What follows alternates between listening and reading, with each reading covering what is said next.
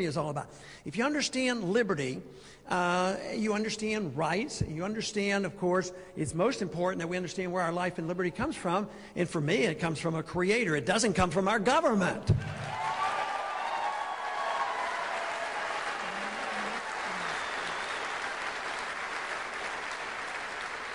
Now, if we have a natural right to our life and our liberty, we should have a natural right to the fruits of our labor. Which, of course, that would mean that the tax code wouldn't exist. There wouldn't be any need for it. But this is what we have to do. But the big question is, how do you bring enough people together? And a lot of people say, well, Ron, you have good ideas, and we sort of like it, but you got to compromise on this in order to get some people over here to come over here and join together. I think in many ways what I've observed in Washington for 30 years has been way too much compromise. They come together. The two sides come together. Those who might want to spend money on domestic welfare get together with those who might want to spend money overseas, and they come together and they keep building, and they don't believe there's a crisis going on. So they have compromised too much. What we need, though, are building coalitions. Everybody has an interest in freedom. And when they understand this should bring people together. The easiest way for people to understand this is we do understand pretty well in this country about religious liberty. We know that you have a right to practice your religion. We know you have a right not to practice religion if you don't want.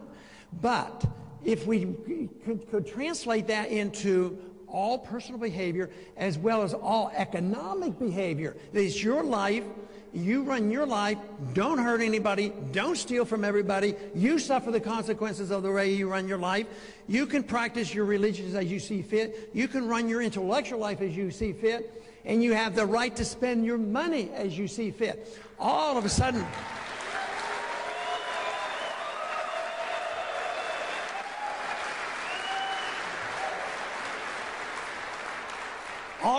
you see people agreeing, yeah, I like my freedom here, I like my freedom for this.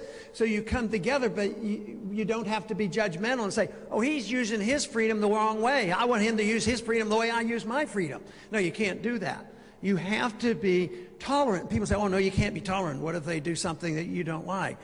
Tolerance does not mean endorsement. Because you tolerate freedom of choice in religion and somebody becomes an atheist, that doesn't mean that you endorse atheism. So we need to be more open about this. That is the only way we can bring the people together. It is the way you bring diversity together because it's a common cause, and the common cause is liberty. Liberty is what made this country great. It is the issue that made our country prosperous. It is the issue that gave us the biggest, largest, and richest middle class. And if we don't do it, we're going to lose it. So it's on the line, but I am encouraged. I've spoken out a long time, but there is a difference in the land today. It's growing. I talk a lot about the young people. As far as I'm concerned, everybody in this room is under 30. Very good.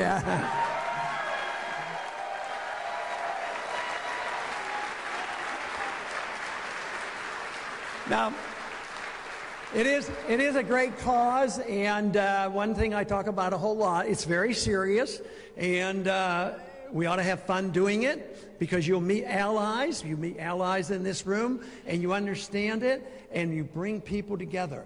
So to me, this is a serious matter. I think it's going to be resolved, maybe not in a week or two or a month or two or a year or two, but soon. It's going to be resolved because we do not know at the end point. We do not know that point when the bubbles burst. But it could happen tomorrow. It could happen a year or two or three. But when it happens, we better be prepared. And that is why I am delighted to come and visit with like-minded people who are interested and willing to lead the charge for the cause of liberty. Thank you very much.